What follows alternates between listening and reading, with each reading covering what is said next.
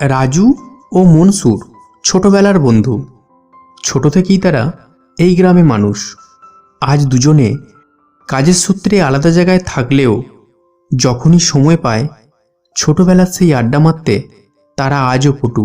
এমনই এক শীতের সন্ধ্যাতে রামুর চায়ের দোকানে দুজনে বসে আড্ডা দিচ্ছিল। হঠাৎ মনসুর বলল, আমিও সব ভূত ডাইনিতে বিশ্বাস করি না। দেখ ভাই, এই সন্ধেতে ওসব ভূত পেতের কথা বলার কি খুব দরকার আছে? তার মানে তুই ভূতে ভয় পাস, তাই না? আমি তো পাই না। তুই তো আর ভূতের পাল্লায় পড়িসনি, তাই ওসব বলছিস। তুই ভূত দেখেছিস?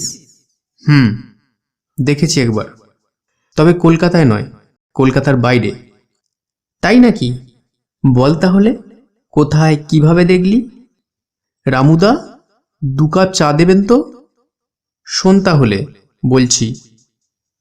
জানিস তো ভাই, জ্বালানি কাঠের ব্যবসা আমার, তাই যখন প্রয়োজন হয় তখনই কাঠের জন্য ঝাড়খণ্ড, বিহার, উড়িষ্যা, উত্তরবঙ্গ ছোটাছুটি করতে হয় আমায়। হঠাৎ একবার উড়িষ্যা যাবার প্রয়োজন হলো। রাতের কাজ শেষ হলে কলকাতা আসার জন্য স্টেশনে এসে পৌঁছালাম। এসে শুনলাম কলকাতার শেষ ট্রেন চলে গেছে, আবার ট্রেন সেই ভোরবেলায়। তাই বাধ্য হয়ে স্টেশনে থাকার ব্যবস্থা করতে হলো। স্টেশনে যা দোকান ছিল সব ধীরে ধীরে বন্ধ হতে থাকলো। আমি কিছু খাবার খেয়ে স্টেশনে এসে বসলাম। ততক্ষণে স্টেশন জনমানব শূন্য। স্টেশন মাস্টার সব গুছিয়ে নিয়ে নিজের ঘরে গিয়ে ঘুমিয়ে পড়েছে। আমিও সারা রাত ধরে কী করব এই ভেবে রেল লাইনের ধার ধরে একটু হাঁটা দিতে শুরু করলাম। খানিক দূর যাবার পরই হঠাৎ জোরে বৃষ্টি পড়তে শুরু করলো। আমিও নিজেকে বৃষ্টি থেকে বাঁচানোর জন্য সামনের দিকে ছুটতে আরম্ভ করলাম। হঠাৎ হোঁচট খেয়ে সামনে পড়লাম। বেশ খানিকক্ষণ শুয়ে থাকার পর চেয়ে দেখি একটি দরজার সামনে শুয়ে আছি। উঠে দাঁড়িয়ে দেখলাম একটি পোড়ো বাড়ি। ভাবলাম, এই বৃষ্টিতে এই আশ্রয়, তাই ঢের। দরজা খুলে ঢুকতেই দরজাটা হঠাৎ বন্ধ হয়ে গেল। আমার বুকটা কেমন ধড়াস করে উঠল। স্টেশনে বা তার বাইরে ঝিঝি পোকার আওয়াজ শোনা যাচ্ছিল, এখন তাও শোনা যাচ্ছে না। হঠাৎ একটা পায়ের শব্দ শুনতে পেলাম।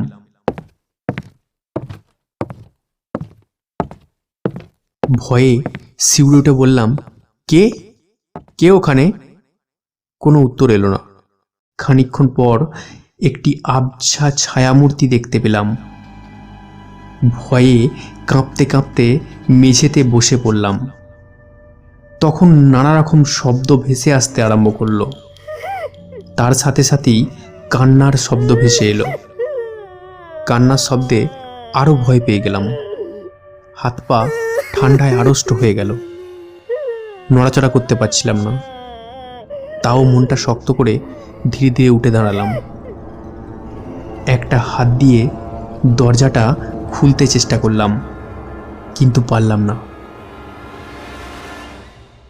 হঠাৎ নাকি সুরে ছায়ামূর্তিটি বলতে শুরু করলো, দরজা খুলতে চাও?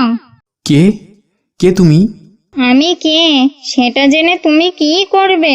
পাশের টেবিলে একটা মোমবাতি হঠাৎ করেই জ্বলে উঠল। মনে হলো এক দমকা বাতাস এটা করলো। সেই মোমের মৃদু আলোতে দেখলাম এক ভয়ঙ্কর ডাইনি আমার সামনে দাঁড়িয়ে আছে। ভয়ে আমার গলাটা শুকিয়ে গেল। আমাকে এখান থেকে যেতে দাও, আমাকে মেরো না, ছেড়ে দাও আমায়, দরজাটা খুলে দাও। আমার একটা কাজ করে দিতে হবে, তবেই দরজা খুলে দেব। কি করতে হবে বলো, সব করব, সব করব, দরজাটা খুলে দাও প্লিজ। অনেক বছর আমি এখানে বন্দি হয়ে আছি। আমি একদিন আমার অনেক জিনিসপত্র ও মূল্যবান গয়না সমেত বৃষ্টির দিনে এই ঘরে আশ্রয় নিয়েছিলাম। আমি জানতাম না ট্রেনে আসার সময় কিছু বাজে লোক আমার পিছু নিচ্ছে। আমি যখনই এই ঘরে আশ্রয় নিই, ওই লোকগুলো আমার গয়না জিনিসপত্র কিনে নিয়ে আমাকে এই ঘরে মেরে পুঁতে দেয়। তখন থেকেই এই ঘরে আমার আত্মা বন্দি হয়ে আছে। আমায় কি করতে হবে? ডাইনিটা কাগজে মোড়া কিছু আমায় দিয়ে বলল, তোমায় বিশ্বাস করে এটা তোমায় দিলাম। আমি হাতের মুঠোটা খুলতে চেষ্টা করলাম, কিন্তু পারলাম না। মনে হলো কোনো শক্ত বাঁধন আমার হাতের উপর আষ্টে পিষ্টে জড়ানো আছে। আমি তখন ডাইনিটার মুখের দিকে তাকালাম। ডাইনিটা মৃদু হেসে বলল, এখন হাত খুলবে না, ট্রেনে চেপে তারপর খুলবে। যদি তুমি বেইমানি করো, তাহলে তুমি যেখানেই থাকো সেখানে গিয়েই তোমায় মেরে ফেলবো। না না, বেইমানি করব না, তুমি যা বলবে তাই হবে। সঙ্গে সঙ্গে ঘরের দরজাটা হট করে খুলে গেল। যাও, কিন্তু যা বলেছি সব যেন মনে থাকে। রাজু দৌড়ে স্টেশনের দিকে চলে আসে।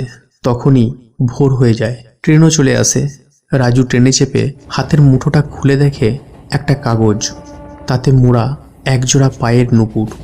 সেই কাগজের টুকরোয় লেখা একটি মহিলার নাম, আর তার নিচে লেখা, এই নুপুর বিক্রি করে আমার নামে গয়ায় পিণ্ডি দেবে, তাহলে আমার আত্মার শান্তি পাবে।